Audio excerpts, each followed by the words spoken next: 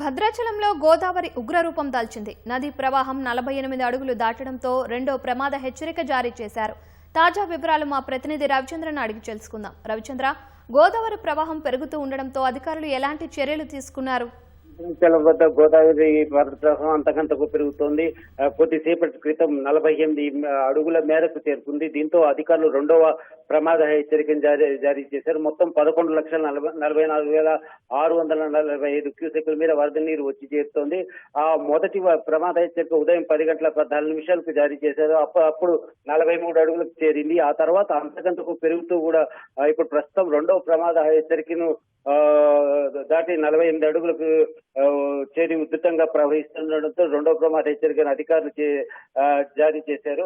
అలాగే పూర్తి స్థాయిలో అధికారులంతా కూడా జిల్లా కలెక్టర్ ఇతర అధికారులంతా కూడా పూర్తి స్థాయిలో వరద ఎదుర్కొనే సన్నద్ధమయ్యారు. అలాగే భద్రాచలం రామాలయం ఎదురుగా గల అన్నదాన సత్ర వద్ద కూడా కొన్ని బ్యాక్ వాటర్స్ చేరుకున్నారు. గోదావరి కరకట్ట స్లూయేజ్ల వద్ద ఈ బ్యాక్ వాటర్స్ ని ఎత్తికొచ్చే మోటార్లు పనిచేయకపోవడంతో ఈ అన్నదాన సత్ర ఏరియాలకు బ్యాక్ వాటర్ కూడా వచ్చి చేరింది. అలాగే ఇక జిల్లా యంత్రాంగం వరద పరిస్థితులను నిరంతరం పర్యవేక్షిస్తోంది.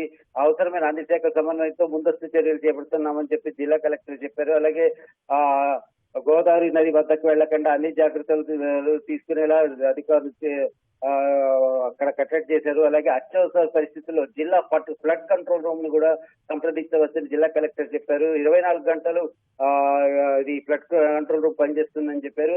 మొత్తానికైతే ఎగువ నుంచి వస్తున్నటువంటి భారీ వరద అలాగే ఉపనదులు పొంగి ప్రవహించడంతో గోదావరి నది ప్రమాదకర స్థాయి దాటి ఉగ్రరూపంగా మారుతోంది. ఇక సాయంత్రానికి మరింత ఎక్కువగా పెరిగి అయితే ఆ తర్వాత అర్ధరాత్రి నుంచి వరద కాస్త తగ్గుముఖం పట్టే అవకాశాలు ఉన్నాయి. ప్రస్తుతం అయితే మొత్తం రెండవ ప్రమాద హెచ్చరిక దాటి అంటే 48 అడుగుల మేర వరద ఉధృతి ప్రవహిస్తోంది.